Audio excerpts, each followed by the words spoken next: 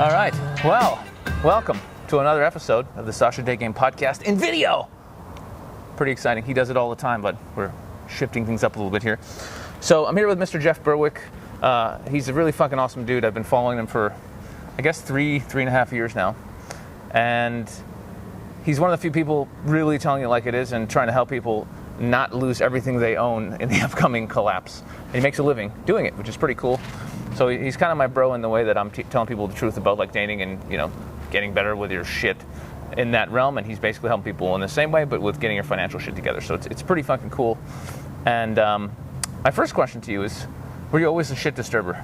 Because you are a really big fucking shit disturber right now. Were you just always like this? Because me, always getting kicked out of school, just couldn't follow authority at any point, ever. It always just felt weird people telling me what to do. And I just had this feeling, especially in school, I don't need this shit and I'll be fine. Thanks very much. Fuck off.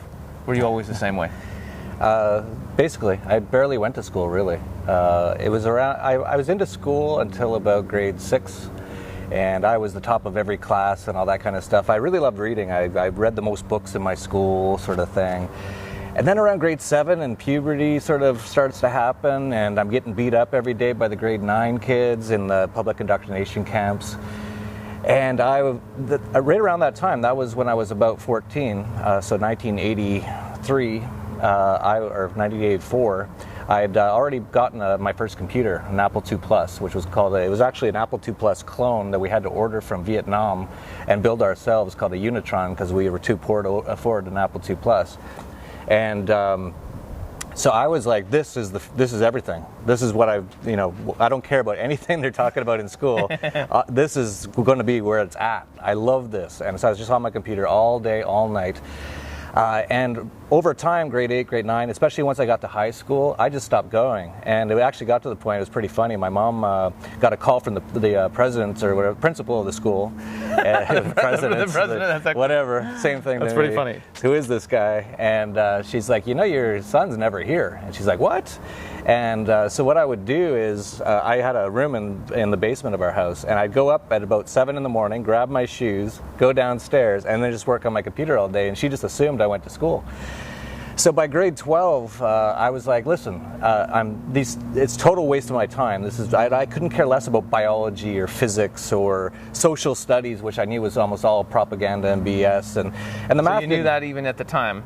There was a little voice in your head going, I was like, who cares when the prime murderer of Canada did something in 17? I got to remember this date. I wasn't an anarchist at that point, but I knew it didn't matter to me. I was like, what does this have anything to do with anything? I couldn't care less.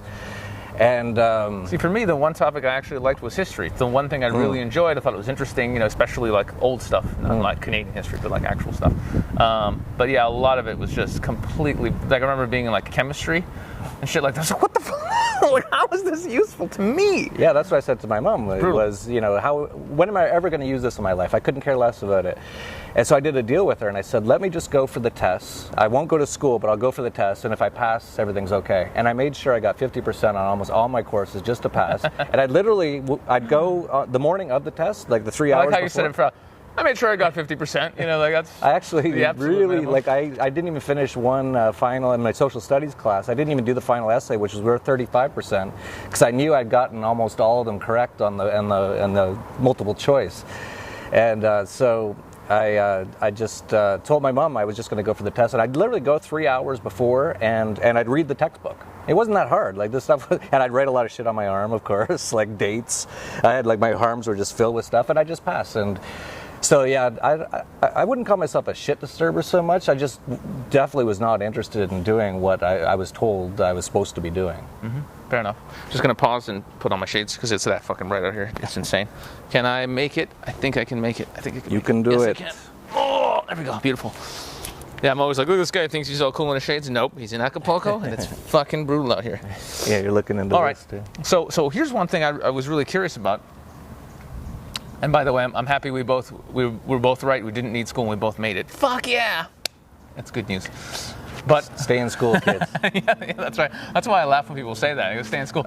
No, you shouldn't fucking stay in school. Waste Fuck of off fucking time. and do what you want. Total waste of time. Especially the people who go to college for another 4 years to get their Bachelor of Arts or their Women's Studies degree. Spend like $100,000 for what? What are you going to do with that? Well, that's crap? what gets me. You're just becoming even much more of a slave than you already are, just being born in one of the Western countries. So. Yeah, people do it. We're going to get into that more in a second. So here's the thing. How did you, because I know you are a shit disturber, you do not give a fuck and you follow your own rules, you do what you want to do. How did you even get into finance? Is it interesting to you? Did you actually like it? Like how did you and finance? It doesn't make sense to me, it doesn't compute. And by the way, if you know this guy, boozing, cocaine, women, just being just literally just chasing girls all over the place, being a fucking disaster, just wonderful.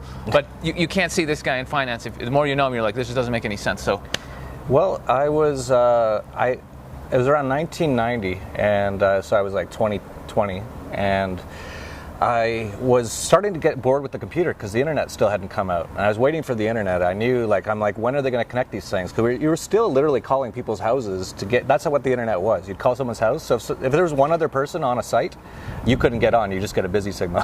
And it was really dumb.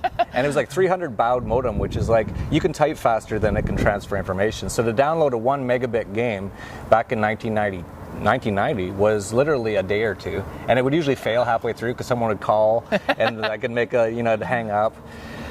So I was like, okay, I'm kind of bored of this for the first time in my life, and the computers were my whole life, and I said, what am I going to do? And I said, I kind of like the stock market. There was something about it, because I'd been going to the horse races. That's how I was making money when I was in school. I would go to the horse race. I'd almost always win at the race. I'd read the reports in the morning. I'd go watch the horses. I'd talk to the jockeys. And I used to go. I was like 15 years old in an all-white suit, like Miami Vice was popular back then, and just win at the horse races when I'm supposed to be in school, right? And so I was like, I kind of like this, that I can compete against other people, and if I'm smarter, if I got something figured out better, I can win. And so I realized the horse races wasn't perfect, and it's a lot of corruption, and jockeys are throwing races and stuff, and I wasn't that connected. I was only 15 years old, so I didn't know who was throwing what race, so I wasn't making a lot of money. So I started working at a bank. And as it was in Vancouver, and that's interesting because Vancouver in the old days, some people might know this, had the Vancouver Stock Exchange, which was known as the Wild West of stock exchanges. You could do anything on it. There was so many scams on that thing that would go from like 1 penny to like $30 and then back to 1 penny. So I was like, whoa, if I can understand what's going on here, I can do well. So I did all the courses, which was stupid, complete waste of time, securities courses and all this to become a broker. But in the meantime, the internet had started. So this was 1994, and I was working as a bank as an investment advisor, and they were going to make me bank manager at 23, 24 years old. Yeah, which paid like $40,000 a year. So when they offered me the job, I said, no, I'm just going to quit. The internet's out now. So I quit and started up stockhouse.com, which still to this day, the largest financial website in Canada. It was worth $240 million at its peak. And I just liked the stock market. To me, that was like the free markets. It was like, it's the same thing as going to the horse races. If you kind of know what's going on. And when I started Stockhouse, a lot of people don't know this. The reason it did so popular, and I didn't know, again, I was an anarchist back then. I just knew that something was wrong with the system.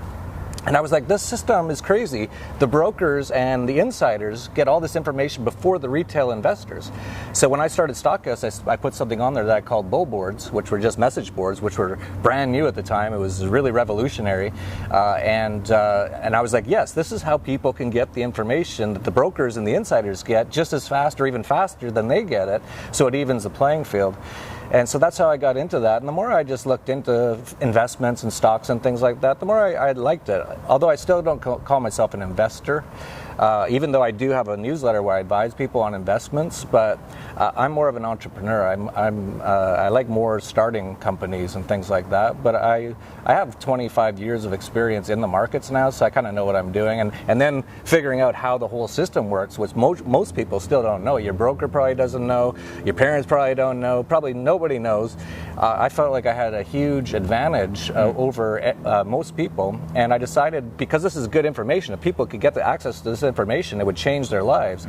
To start the Dollar Vigilante in 2010, to tell people that the whole system is a complete scam, corrupt. The central banking system is a system to impoverish pretty much everybody and just enriching the very 1%. It's not even the 1%, it's the 0.1% who actually control the central banks.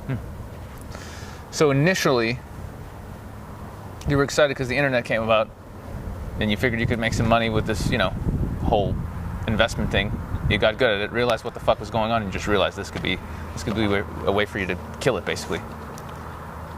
Well, it happened around 2008 with the crisis, because it was around 2005 I was traveling the world. I had a sailboat. I tried to sail around the world. I sank it in El Salvador. And I went to about 100 different countries because I was like, what they're telling you on TV, I can tell is not the whole truth. What was the point where you realized, because obviously when you're doing horse races, you're just a kid and stuff, but what was the point in your development when you realized, like had a moment of clarity where you realized the entire system is a fucking joke and it's all a con? Did you have a moment you're like in your bathtub and shit? And you just sit up and fuck, holy shit. Well, it really started to happen after the tech bubble collapsed in 2000, 2001, because I had a company that was worth nothing in 1995, and it was worth $240 million in 2000, and then in 2001 it was almost worthless and pretty much bankrupt. And so I said, well, this is crazy. What is going on? And I looked into it, and the first book I read was The Creature from Jekyll Island by G. Edward Griffin, who's now become a friend. And I was like, no one tells you this stuff. This whole system is like a scam. And the Federal Reserve, all the central banks, the way they're set up, and they cause all these bubbles. Mm-hmm. So I went to travel the world, and I went to about 100 different countries, and I was just constantly reading on the internet and learning about all this stuff. And it was around 2005, 2006, I said, there's going to be like a major real estate collapse happening in the U.S. in the next year or two. And it was based on my studies of how central banks work, and I looked at how they increased the money supply, and now they're decreasing the money supply. The same thing they do all the time. And I was like, I can't believe hardly anyone knows this. And the only people who were even talking about it were people like Doug Casey and Peter Schiff and a few others. But if you watch CNBC, they're like, yeah, buy Amazon, buy houses, just buy as many as you can. It's always going to go up. And so when that collapsed, it was 2008. And I made quite a bit of money in the collapse, but I also lost quite a bit because I was kind of stupid. I held on to gold stocks I shouldn't have held on to, and they got hurt, which I wasn't expecting, which I learned a ton from. So I was like, okay, I know what's going on now, and hardly anyone knows this information. So I'm going to start the Dollar Vigilante and tell people, and that's been really growing the last few years. People are starting to wake up. Yeah, a lot of people are starting to wake up. A lot of people still have no idea. I think the work will never be done waking up people. It'll just go on. I don't think we need to wake everyone up anyway. Most people, they don't even want to be woken up. I've noticed that. Yeah. It can be quite frustrating. Yeah, you just let them go. Let them just be asleep. But if someone is interested, you tell them, you know, because, you want to help people. But most people will never wake up. They'll get hurt again in this upcoming collapse that's happening already right now. They'll be totally shocked because CNBC told them that no problem, buy bank stocks. And so just let them, they're going to have to learn their lesson the hard way. That's how anyone learns. This is why I wanted to get you on the show because, again, on my podcast, I've had lots of guests, but it's always usually self-improvement stuff with girls, and it really varies. We talk about anything, but we haven't had really people come on that know what the fuck's going on with the economy because it's so important for people out there. Because if you're broke and you just can't get that part of your life mastered, you're never really going to do what you want with your life, live where you want, do what you want. If you're struggling with money all the time, and the system is set up so that you're broke and you work your ass off to make some evil motherfuckers rich, basically. So you have to realize that's what's going on. Things are not honky-dory, and the next year, 2, 3, people are really going to see how not honky-dory things are. So let's get into the whole. And by the way, I'll post links up for people to actually, to movies where they can actually see how the system works because it's already out there and there's so much good stuff out there already. But if you don't know, definitely watch those videos. So let's get into the whole anarchy thing because this is a whole new thing for me. And like most people, whenever I thought of anarchy, I just thought of like some punk band up there with leather partying and shit, you know what I'm saying? Like knocking over shit and getting hammered. And I'm like, yeah, good for them. That has nothing to do with me. But of course, after studying your stuff, I'm realizing it's actually a group of people who just don't believe in authority. And looking at my life, that's been pretty much the central theme. It's like for everything. Like just my whole life is just like, don't give a fuck, don't tell me what to do my own thing, do my own business, do stand-up comedy, pretty much avoid all taxes instinctually, because it just doesn't feel right to me to support any entity, government, anything that would just take your money and use it to oppress other people, sell weapons to dictators, and bomb civilians, which is what all Western countries do. All of them. Not like most of them. All of them. So it doesn't really feel right to me, supporting oppression on any level. But here you've come along and you've got an event and you're actually teaching people about these concepts, and so how is this sort of relevant in society? I mean, are you really trying to have a complete overthrow of the system, or slowly wake people up and hope people just start doing things on their own, or what's the plan here? No real plan, but just to get the information out there. People are so indoctrinated. There's a whole system set up to get you indoctrinated into this, that you need government. Government's always going to be there. You got to pay your taxes, got to support the troops, got to salute the flag. It's all BS, and they want you to be in that system. So, people are waking up slowly. You've seen the rise of libertarianism over the last 10 years since Ron Paul started doing some stuff.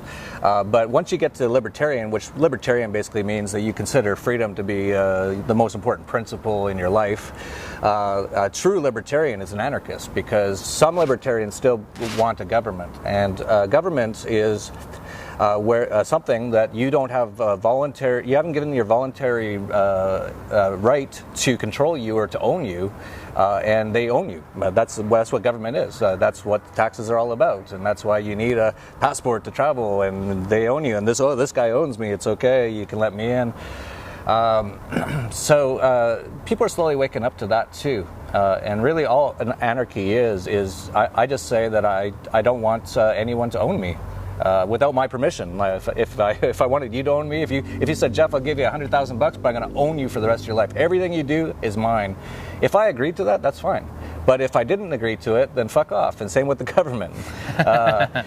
They don't own me, and that's the true, beauty. And even for people religious or just who know who Jesus was, all the stuff he was saying was very anarchist. It was do unto others as you want them to do unto you, and that's what I want as well. I don't want to steal from anyone. I don't want anyone to steal from me, and that's government.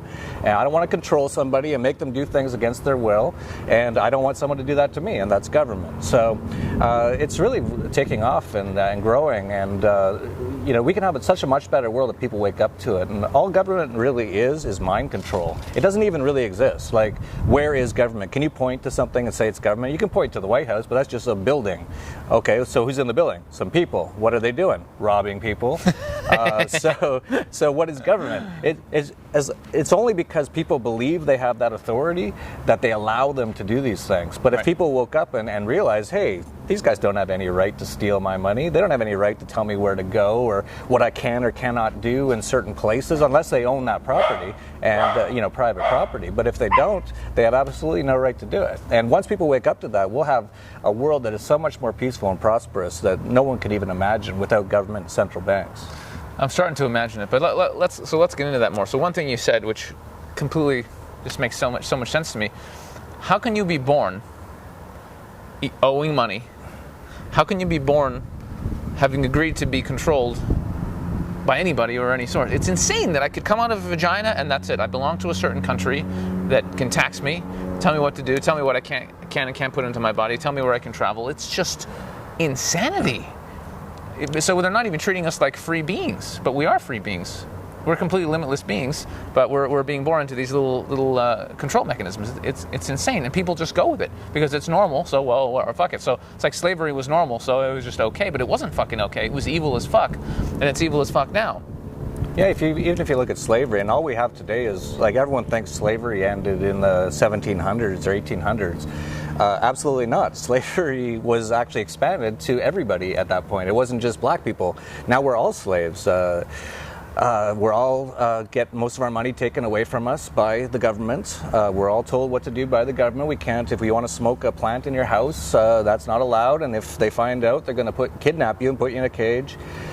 So we're all slaves today. And that's what's so sneaky about it, is that people think they're free. You walk around, you can go see a movie, or you could go hang out with a person, have sex, drink some beer or whatever, and you think, well, it's not bad, right? And hey, if you compare it to some periods in history, it is pretty fucking good. Mm-hmm. But if you really look at what's going on, you're really not free. You're not free at all. But you are free to pay the taxes they want you to pay forever till you die.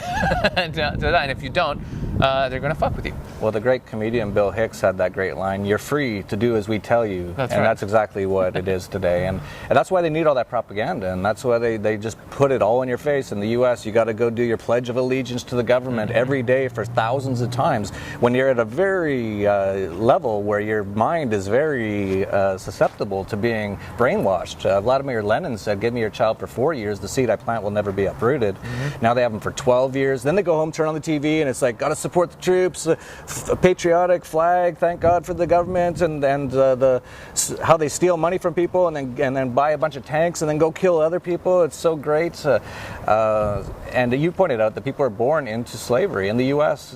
Right now, if a baby's born in the U.S. today, they're born with $250,000 of U.S. government debt that they're supposed to pay off over the rest of their life, which is a criminal act that absolutely should not be, no one should listen to. And here's what's funny, because people will hear that and go, oh, well, yeah, but they're in debt, but at least that money's being used for us, the people. But no, most of the money's actually going to privately owned central banks. That's what people don't realize.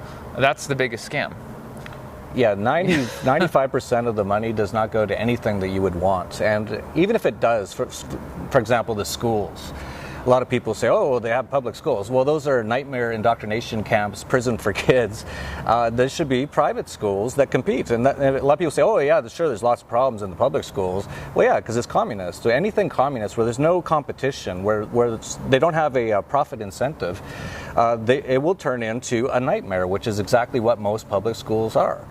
For example, down here, they have mostly all private schools. My kids go to a private Montessori school, which is 1/20th of the price of the U.S. And if a teacher at that school ever did something that we didn't like, we'd tell the school that we're not going to go to their school anymore if that teacher's still there, and they'd make a decision if they want our business more or they want to keep the teacher. So very quickly, if a teacher's bad, he's out of there. But in the public indoctrination camps, because it's so communist, and then they throw the unions on top of it, you can't get rid of people. They're raping kids. They're doing whatever they want. And look at the cops. That's another totally communist, centrally planned sort of a thing. Security. Well, we need security. Of course we need security. So we should all be able to protect ourselves with guns. No, you're not allowed to have guns. We won't let you have guns. We have all the guns because we need them to take your taxes. But we'll give you these guys. So if you ever have a problem, someone's breaking into your house, you just call the government. Yeah, we'll be right over. Yeah, sure. And then if they are, it'll probably be half an hour. And then they usually show up and shoot your dog. The whole system. And then if they ever do anything, when cops do it all the time, where they're just abusing people, the police brutality, they get a paid vacation because there's no profit. If that was a private company and you had a private security organization, which there's many of them, and you call them and they come and they shoot your dog, you're like, you're fired. Get out of here. But you can't do that with communism, and that's what the U.S. is today. It's a mix between fascism and communism, and the worst of both. I would mix in military dictatorship too. It's a fascio-communist police state, and people there think it's the freest country in the world. It's unbelievable. Yeah, and of course we're talking about a lot of the references now are to America, which is the most fucked up, oppressed country, but it's mainly the same in all Western countries. It's just worse. It's just worse than the U.S. Yeah. Yep. So the question is, for people out there, because I would really like to give people sort of a roadmap as to what they can do to really escape. Because a lot of the people who follow me, they've overcome their fears. Maybe they're starting to talk to women and taking other chances in life. But most of them, I would say, do want to go out there. They want to start their own business. They want to work for themselves. They want to follow their passion. They want to do something that actually makes them happy and make a living at the same time. It's a beautiful thing. And that's very hard to do when you're in debt $50K and you're working at $12 an hour to try and pay it off. And I was joking around with you in the car the other day that, when people ask me, they message me on Facebook or on Twitter or whatever, and they're asking me questions like, oh yeah, I really want to break free and all this kind of stuff. I don't know what to do. And I say, I'll tell you what to do. Go to your bank, take out a credit card, keep spending money on it, but pay it off and build up a really nice credit record over a year or two. Then go to other banks and open lots of credit cards. Then take out all the cash that you possibly can, buy all the shit that you can, get a one-way ticket to some cheap-ass fucking country like Thailand or whatever, get the fuck out of there and never go back. Fuck your debt, because they're all just trying to scam you anyway. And then start a business or get a job working as a bartender on the beach or learn how to play online poker or do whatever. But don't stay in it. Just get the fuck out of there. So that's one thing I say is to leave. And that really is the absolute best thing you can do is leave. Don't pay taxes. Just fucking leave the system. That's number one. And everything else will be all the stuff you're talking about in your newsletter. If you have money, get it the fuck out of fiat currency. Any money money is completely fake and has no real value, and it only has value because people believe in it. But as soon as people start realizing it's nothing, you're going to get. I think the U.S. dollar eventually is going to be like Zimbabwe, where it's just worth absolutely nothing, and you'll just be making a fire with it because it's not really worth anything. So obviously people should be getting the fuck out of that and getting anything other than U.S. dollars, like real assets. Now, you're the expert on this, but I just tell people Bitcoins, gold, silver, and a house if you can get it, some land somewhere, but anything but dollars, anything but any currency, because they're all just going to go down to their real value, which historically they do, which is zero. Absolutely. And if you look at all the currencies historically, they all end up like what's the Babylonian currency worth, buddy? What about those Egyptian gold coins? Everything's zero.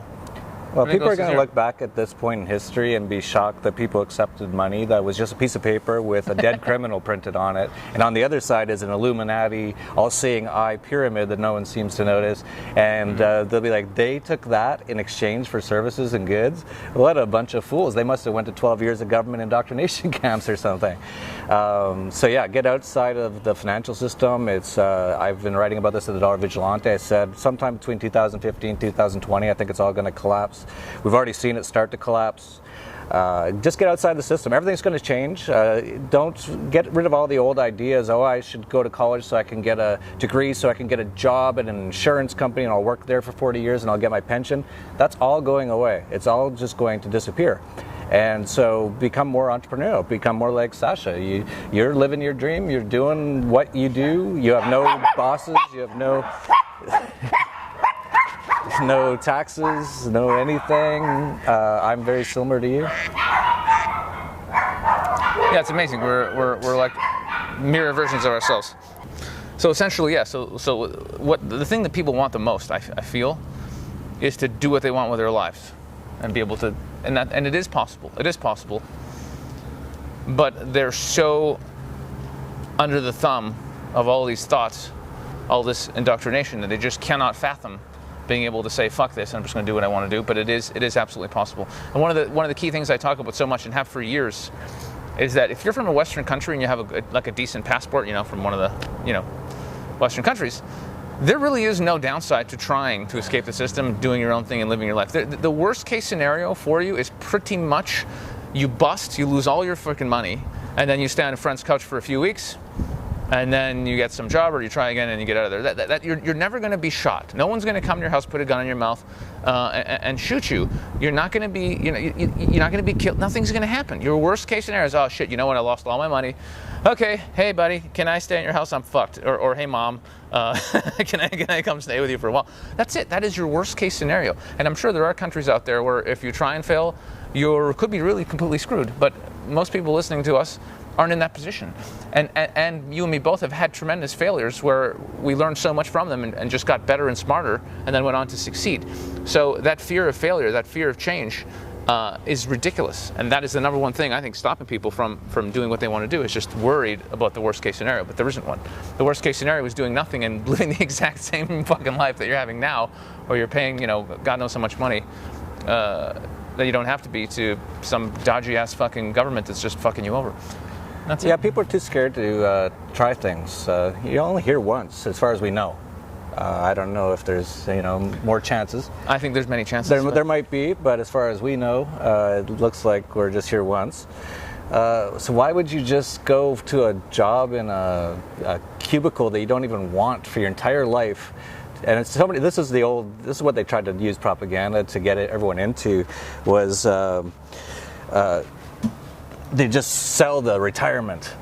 Oh, this is the biggest scam. This makes me laugh every single time, dude. It's so ridiculous.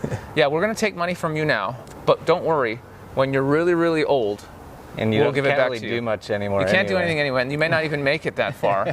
and just the concept that the government, a bunch of fucking bureaucrats that are essentially robots, they're going to make better choices with your money than you would. Are they now? Well, it's all gone immediately. Every government pension plan, they don't store that money anywhere. They spend it. It's gone. As soon as it gets off your check, it's gone. And they're all bankrupt. It's not going to exist a few years from now. No. So forget about it. This is just common knowledge. You just look into the numbers for about an hour or less, so you'll figure out it's not going to be there at all. So just give us your money. We'll take care of it. because we're very trustworthy and we've got a great track record. Us politicians who just lie all the time, and then all the army of bureau rats that know nothing, and the only job they can get is with the government, which isn't even a real job. And yeah, we'll take care of your money. Yeah, so forget about all that. Just get out of it. And you pointed out that you could go somewhere and try something and fail. But what would happen is you would have a ton of amazing experience that you can use to build the next time you do something. So you actually never really lose. Even some of my biggest failures, and I've had many. I'm an entrepreneur. I've had many things. Even my first internet company almost died. I scraped it out of the ashes, and it was really hard, but I made it survive. But I learned so much from that, and that's what put me on to the next thing, and then you fail at something. It's like, okay, I got to learn from that and get better and get better and get better. So the worst thing to do is not to do anything, and it all adds to it. And even the stuff that you do, helping people to talk to women, I told you, that's not just helping them to talk to women, it's helping them to learn to be better socially. And that's a big part of life, is business, and everything is how to act around other people. And to, if you go to a business meeting, you're like, hi, how you doing? It's not going to go as well as if you're like, hello, how are you? Very nice to meet you, sir. And then they'll be like, oh, this guy seems okay, let's do business with him. So it's all related. The worst thing to do, though, is not to do anything and to give up and just sit in your house and keep your job you hate and just hope in 40 years that you'll retire. And no, that's the absolute worst thing. Yeah, it's really brilliant. And I say to people, some people have this belief that they just need to suffer and work for a very long time and eventually it'll be worth it. But no, man, no. Happiness should be every single day. You should at least be content every day of your life. And if you're not, you need to change something. And there's always a way to do that. There's always a way to do that. And I've done podcasts before where I talk about, you can find somebody who has the ideal job that you want and make a list of like 10 people, contact them all and say, hey, you know what, I'm willing to volunteer. I'll work for you for free. I'll do whatever it takes. And somebody will take you on. Then you'll go do something that you love for free. And then you'll work your ass off, and in a few months you'll become so invaluable to that person. They'll go, you know what, I have to pay you because you're doing such a fucking awesome job. And next thing you know, you're doing exactly what you love. And that took you, 6 months? People do that all the time. Yeah. Most of the people that work for me insisted on it. They're just like, no, you changed my life. I'm coming to work for you. No, I don't need anybody. No. I'm just going to volunteer to do whatever you want for free. Well, if you're going to do that, I can't say no. 6 months later, well, I can't see myself not having you on the company, so I'm just going to have to pay you. That's every time. Yep. Every time that's what happens. No, that's when I was younger, I used to do that. I'd go to companies and say, listen, I never went to school or anything, but I guarantee you I could be of value. Why don't you just let me work here and don't pay me, and we'll see what happens in a few weeks or in a month or so. And every time they're like, yeah, just make him the manager. He's really good. And I had an internet company, and I remember this is back during the tech bubble, so it was really hard to get really good programmers in 1998, 1999. Impossible. Hundreds of thousands of dollars to get a good one. That's another good skill to have, by the way, programming. You're never not going to have no work. And you can do it all, without being an employee. You can just be a contractor. But I remember that we had all these guys coming in. They're all like, oh, I got my computer science degree. I'm like, yeah, so everything we're doing, they didn't have in school when you were in school. And I remember one kid came in, he was like 19, he's like, I'll work for free. And it was a big company at the time, we had like 200 people working there, but the HR person told me, she said, this kid, he just offered to work for free. I said, that's who we want. That's exactly who we want. And I said, I bet he turns out good. And he ended up being one of our top tech guys. He's making 6 figures by the end of it. So yeah, just get out there and do it. And don't listen to, don't listen to anybody but what you fucking know right here. Because almost everyone around you in most situations, the people I know, they're still in the matrix, and they're still like, oh, you gotta go to university and you gotta get a job and save up for your retirement and all this crap. They don't know. That might have worked like 50 years ago. It totally might have worked, but it doesn't work anymore. And if you look at a lot of the lives that those people led, they were not happy for about 40 years of just slaving away for this big dream. So just get out of that and don't listen to them. Like almost everything, even still to this day, my mom and dad are still alive, and even to this day, if I tell them I got this good idea I want to do, almost all the time they're like, I wouldn't do that. But I've never listened to them anyway. I don't listen to anyone. I just say, well, I think it's going to work, and it might not work. I don't know. You never know. That's the thing about entrepreneurialism, is you really don't know until you do it. But what I've found is once you start to do it, it usually tends to work, or if it doesn't work, you'll get so much experience from it that the next thing you do will work a lot better. And so that's one of the great things. Like you do, your whole life's been entrepreneurialism. You've never really had a job, as far as I know. Never had a job. And look at your life. You got a great life. You're in countries all over the world, and you're doing well with what you're doing now. And you're going to be speaking at our entrepreneurship boot camp at Acapulco coming up. So that's exciting. We got a number of other people, including myself, and we'll talk about how we've managed to do all this. And it's like $150 or something. Like, forget about going to business school for 4 years and $100,000. Come here for $200 and one day, and you'll probably learn way more. You'll definitely learn way more. Yeah, I'd rather sit and listen to a bunch of people who have made it in this world doing what they want to do than some fucking asshole teaching at some university. Yeah, they say if you can't do, teach. That's right. There's a few teachers who have done stuff, but rarely, because if you can do it, do it. They're going to do it. The only people who teach usually are people who can't really do it. And so they're like, well, I guess I'll teach, the next generation of me and teach them how to be useless. Well, that's one of my things I talk about in my niche. There's lots of people, teaching guys how to improve their skills with women, but very few of them have actually gone out and done it for many, many years and are good and are teaching. Most are internet marketers. So they're just like, how do we make money off this? Okay, let's teach. You've never done it. I know you. You've never done it. Show me a video of you talking to one girl. It doesn't exist. So it's the same type of thing. But yeah, there's a lot of amazing stuff happening. You got like 7 events or 6 or something insane? It's crazy, yeah. I can't even keep track of your ones, but yeah, let the people know. Some of them might be coming down. I know a few guys are coming down from all over the world. Oh, it's going to be huge. Acapulco, it's the world's largest anarcho-capitalist conference, basically a freedom conference. And these are people who are working on building the next level of systems, including things like Bitcoin, which is the next level of money. That is going to be the new way money is in the future, decentralized. And even just getting into that alone, if you're sitting there wondering, what should I do? Just get into anything Bitcoin related. It's going to change the world. It's basically where the internet was in 1994. So if you could go back to 1994, what would you do? I'd be involved in the internet. Well, get involved in Bitcoin now. So we're going to have like all the biggest names from Bitcoin there: Roger Ver, the Bitcoin Jesus, Trace Mayer, and many others. So many amazing people. Then before it, we have our entrepreneurship one-day camp. You're going to be at that. And then the day after that, before the conference, the second day is the Dollar Vigilante Investment and Internationalization Summit, where I'll teach a lot of people how to become what you are, a perpetual tourist, a perpetual traveler, and also called a prior taxpayer. You can all legally, pretty much, unless you're American, because if you're American, you're the most enslaved person in human history. But it still ways around it, actually, and we'll teach you all that at the Dollar Vigilante Summit, and how to get some assets and how to make some money. And if you have assets, how to protect them and save them from what's coming. And then we have the 3-day in Acapulco conference, then an ayahuasca ceremony at night, which is sold out now, by the way. And then we're 2 days with you, the Direct Dating Summit. And I don't know if we talked about this, but if you want, if I'm around and not too exhausted, I've got a lot of experience of because I used to be the shyest guy in the world. There's no one shyer than me when I was at my shyest. And I changed it all and slept with thousands of women now. And I'm all over it now. I'm all married and, it's still fun, but I learned all the stuff that you teach all on my own, and it took 20 years. I wish there was internet back when I was 20 or 15 or 18 or 22, and I wish there was services like yours because I had to learn it all on my own, and it took a long time, but I finally did it, so I could give some tips and advice on how I did that. Yeah, that'd be really cool if you came just did a talk on just the main stuff that you picked up from being Mr. Shy to Mr. Sly.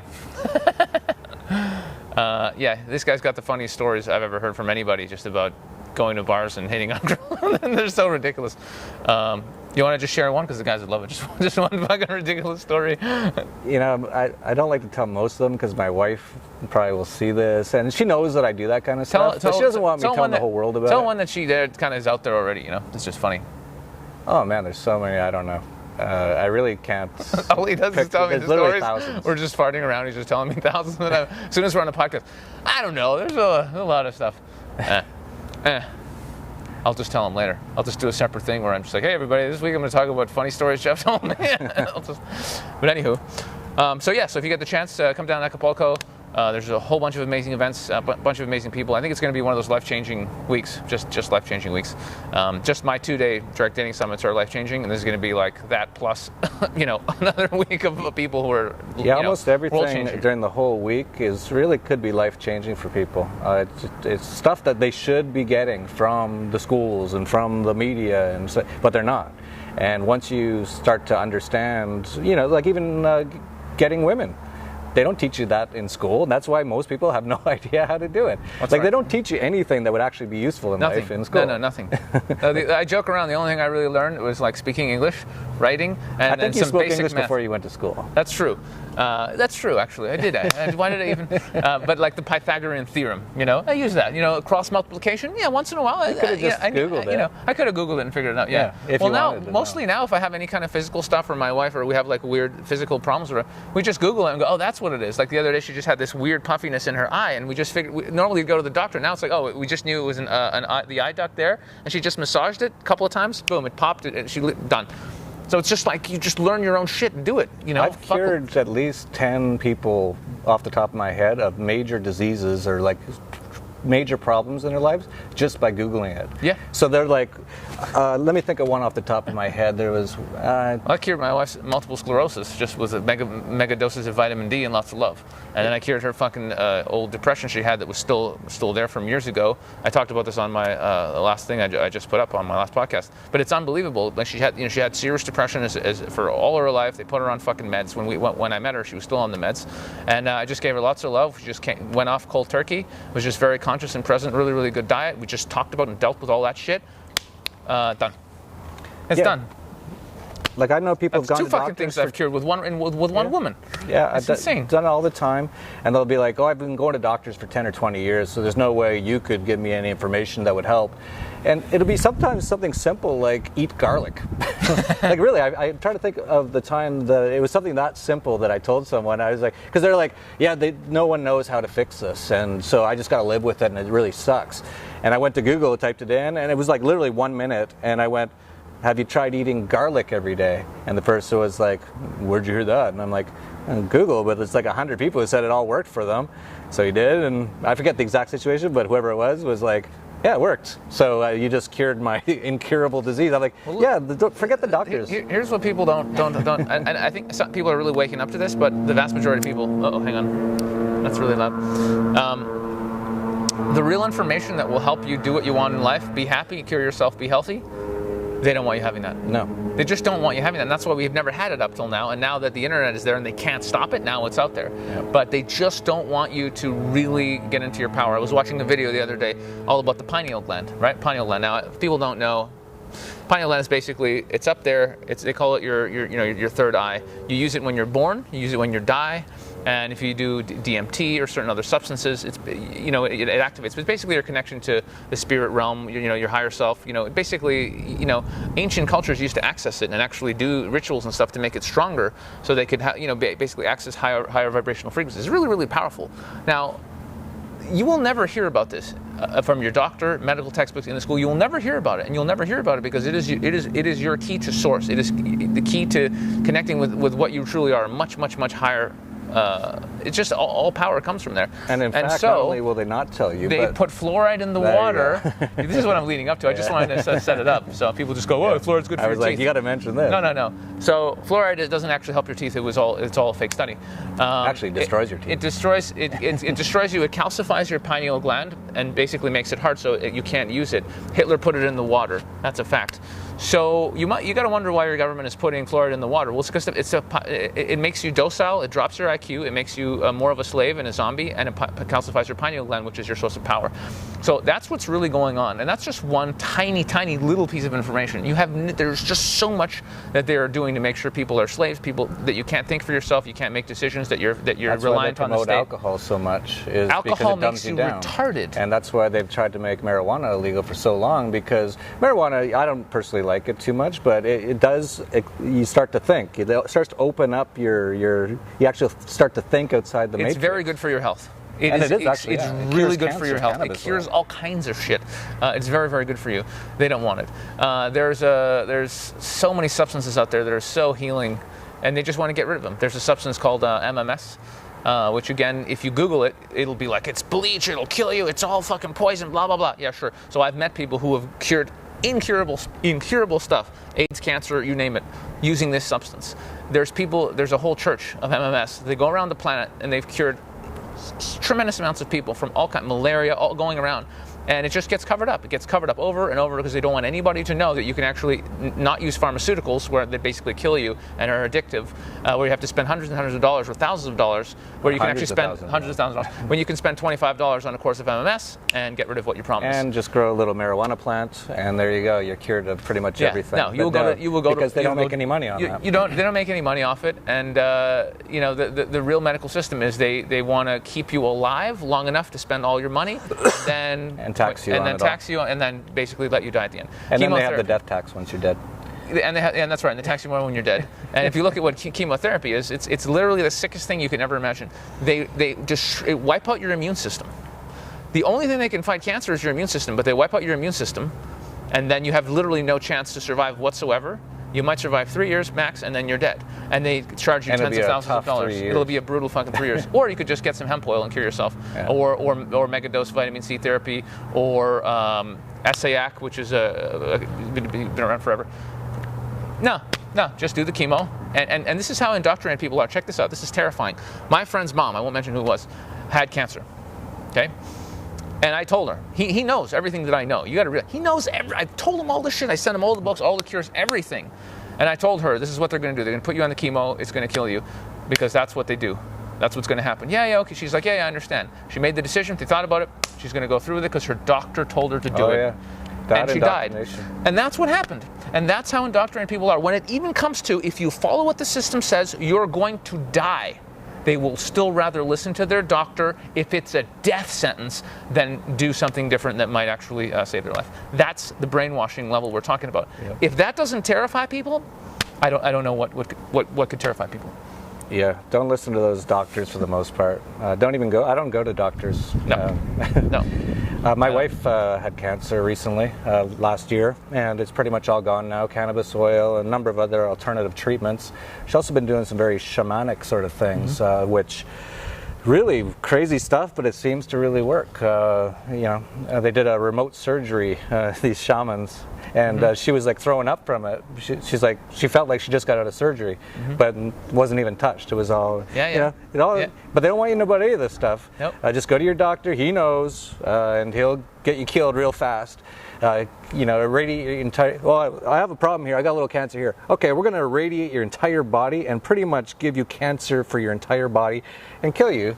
And so, you want to do that? Sure, sounds good. I've got a client of mine who is a doctor, and he actually broke down how the medical system was actually taken over by the Rothschilds and all that group where you can only cure people with pharmaceuticals because that's how they make money. Anything alternative, anything other than that, they just don't want you talking about it. So I'm actually going to do a podcast with him at some point just talking about the medical system because it's so corrupt and ridiculous it's just insane. Just turn off the TV. It's called television. It's called programming for a reason. It was designed that way. All this, you said the same people behind the medical pharmaceutical industry. Those are the exact same people behind the central banks, the exact same people behind the schooling system. I just learned they sunk the Titanic. Did you know about this? Yeah, it's an insurance fraud. I didn't even know this. Apparently, this is what I heard. No, I believe it was the Rothschilds, right? I think it was the Rothschilds or the Rockefeller. It was J.P. Morgan. But basically, he was supposed to be on it with a bunch of other people from the Federal Reserve who were against really expanding the Federal Reserve. There you go. He canceled at the last minute. They had already crashed. There was 2 Titanics. You didn't see any of this in the movie Titanic, by the way. That movie was just about Leonardo DiCaprio falling in love with a girl, which is sort of like Pearl Harbor, which is a totally different story as well. The U.S. cuts off Japan's oil supply, forces them because they have actually no natural oil on the entire island of Japan or all the islands there. They had 7 days left, or they were going to have to be lights out. They forced them to attack Pearl Harbor. They knew they were going to attack. They didn't tell anyone so they could get attacked, so they could go into World War II and start bombing everybody. But you watch Pearl Harbor, and it's Ben Affleck falling in love with a girl. This is the indoctrination, and they don't teach any of this stuff. But yeah, there was 2 ships that crashed the Olympic, I believe it's called Olympus or something like that. And it was a disaster because these things cost a ton of money to make back then, and so they actually had two. So they painted the other one, or they painted the Olympus, which is all damaged. They just painted over the holes and stuff. They crashed it in a river in the UK, and they called it the Titanic. And they planned to sink it on purpose. And they put all the people that they wanted to die on it, from certain bankers and things like that. J.P. Morgan canceled last minute, but just keep watching TV. I'm sure whatever they tell you is probably, sounds good. Well, even a lot of the history is completely false, right? Like when they say, "Oh yeah, we had to use a nuclear bomb on Japan because otherwher's more people would die." No, that Japan had already surrendered. They'd already surrendered. They wanted to. They were already done. Destroy the whole and place. they just wanted to fucking They just wanted to kill people and maybe to show Russia how tough they were. But that's it. There was no need to massacre 100,000 people. It was insane. They just did it. It was the biggest terrorist attack in history. One-time attack, blowing up an entire city of civilians, men, women, and children. Yeah, it's insane. Who were just eating sushi and drinking. How could you ever justify just murdering? But Americans cheered on because they get all the propaganda, support the troops. We're fighting for freedom. It's all bullshit. Turn off the TV. Yep. Yeah, we could go on forever. Yeah, we could. but we shouldn't. We shouldn't. So. End of the story is this. For those of you who are into this whole thing, definitely come down to Acapulco if you can. I'm going to put 2 links below. One of them is a special link for me. If you want to come to Jeff's event, you're going to get 10% off because you deserve it. And another link if you want to definitely join his newsletter. There's a special link there. So if you want to get into his paid service where he gives you all the tips and tells you, he was telling people to buy Bitcoins when at $3 and shit, and gold. One of his gold picks just went up like 100% in 2.5 fucking weeks. So basically it pays for itself in like one trade. So I'm a subscriber. Not always. Not always. But it's been doing pretty good. It does really well. Yeah. So if you want to join that, there's a special offer so you can actually get it for his old price. If you're one of my podcast listeners.